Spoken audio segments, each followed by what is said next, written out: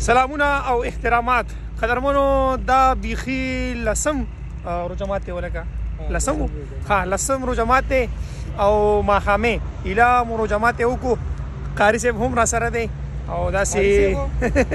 داسې لږ په واک باندې راووتو نو د روجماتي پسې لږ ګرځېدل ډېر ښه وي او زما چې څومره خیال دی ثناءالله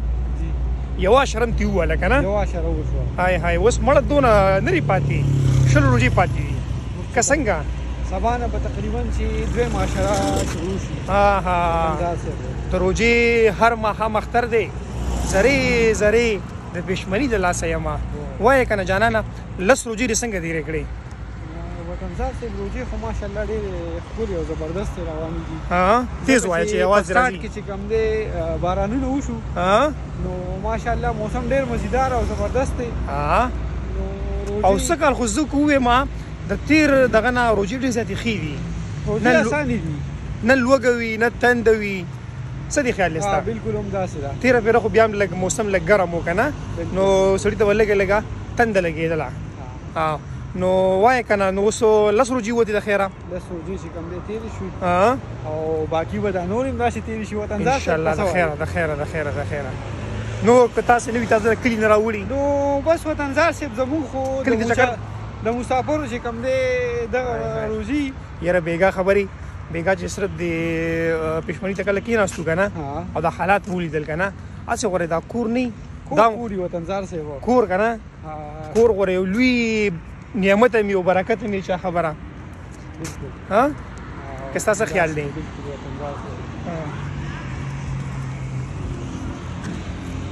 خدای پاکه زنانه را روانې وي زنانو به لږ احترام کوو که نه لکه بده خبره وي اوري یو خو دا لایټ هم زموږ سترګو ته مخامخ دی هسې وطنزار صاحب ته د ماښام ټایم کې دا چوک یاره دا چوک نو کله دومره ګرم وي او دې ځل به ګډو سوونه داسې وه که نه چې د دې وجه څه وه یا خو د روژې خاموشتیا وه او یا زما څونه خیال دی خلک په خپلو کارونو باندې وو ته څه وایې ځکه دا خو ورځې داسې دي چې لکه مطلب هغه رنګ ورځې دي که نه بلکل بلکل ځکه وایم چې دا چوک داسې خالي خالي و نن های های څه وجه کېدی شي بلکل ما ته خو داسې ښکارېده چې لکه مطلب صرف په دې چوک باندې ما ورته صرف نن روان وو نور څوک اړونه نور څوک نه نو اوس تا له شعر مې دل درځي که نه درځي څه ټپه مو به درځي که نه ترنم کې مو وایي داسې ووایه خیر دی خو تا خو ټوپۍ هم لګولې ده داسې ټوپۍ دې هم لګولې ده داسې دغه مناسبه ورته کې نه ښکاري ډېره باندې چې کوم دی مه وایه بیا به دا خلک وایي چې لکه قاري صاحب دې مو ویلو خیر خو لکه دا خو جایز دي که نه ترنم کې اوسیس که ته یو شعر وایي نو داسې وایه ترنم کې مه وایه لکه دومره مولیان وایي چې که نه دومره دغه پکې نشته نو تا له څه شعر درځي ټپه درځي ترنم کې مه وایه داسې ووایه خیر دی شعر خو راته داسې اوس ته مخامحل په نسبت سره داسې شعر راته یاد نه دی چې درته ووایم زه ورځ مې یو کس نه تپوس وکړو هغه هم داسې لایو کې واورې را سره نو ما ورته لکه شعر ووایم چې شعر یې ووي د رحمان بابا نو ټول یې ګډوډ وي اورې نو ګډوډ شعر نه صحیح شعر کو درځي هغه ووایه ګډوډ نه صحیح شعر اوس په ذهن کې داسې فلحال چې کوم دی نه راځي زه بیا به شي قره شو دا قره شو زه دا قره شو ځه نو څه ویل غواړې په اخره کې نو وطنزار صاحب باقي څه چې وو هغه خو مو وي او تا ته خو ښه پته ده وطنزار صاحب چې د روژې کې به زه تا ته اوس څه ووایم مسافري ده